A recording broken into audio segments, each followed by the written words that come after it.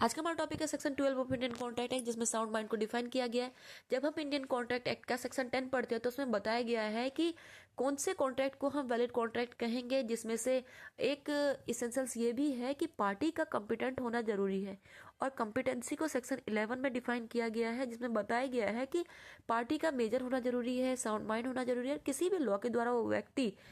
Disqualified नहीं किया गया हो। सेक्शन 12 इंडियन कॉन्ट्रैक्ट एक्ट का साउंड माइंड को डिफाइन करता है, जिसमें बताया गया है एक व्यक्ति को साउंड माइंड कह सकते हैं जब वो कॉन्ट्रैक्ट कर रहा है, कॉन्ट्रैक्ट को करते टाइम वो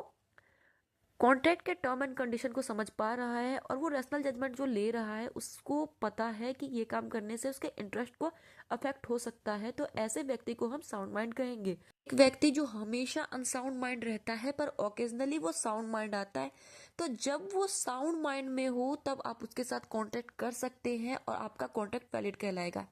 एग्जाम्पल के लिए एक व्यक्ति जो ल्यूनेटिक असाइलम में है, लुनेटिक असाइलम वो जगह है जहां पे मेंटल इल पेशेंट को रखा जाता है, वो वहां पे है और इंटरवल में वो साउंड माइंड हो जाता है, तो जब वो साउंड माइंड में है तब आप उसके साथ कांटेक्ट कर सकते हैं। दूसरा बात ये है कि एक व्यक्ति जो हमेशा साउंड माइंड रहता है पर ओकेजनली वो अनसाउंड माइंड है, तो जब वो अनसाउंड माइंड है तब आप उसके साथ कांटेक्ट नहीं कर सकते हैं, वो कांटेक्ट आपका वैलिड नहीं कहलाएगा। एग्जाम्पल के लिए एक व्यक्ति जो ड्रिंक किया हुआ है,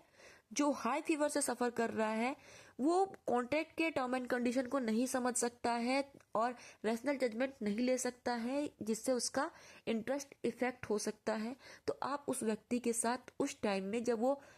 फीवर में हो या ड्रंक कर रखा हो तो आप उसके साथ कॉन्ट्रैक्ट नहीं कर सकते, आपका कॉन्ट्रैक्ट वैलिड नहीं कहलाएगा।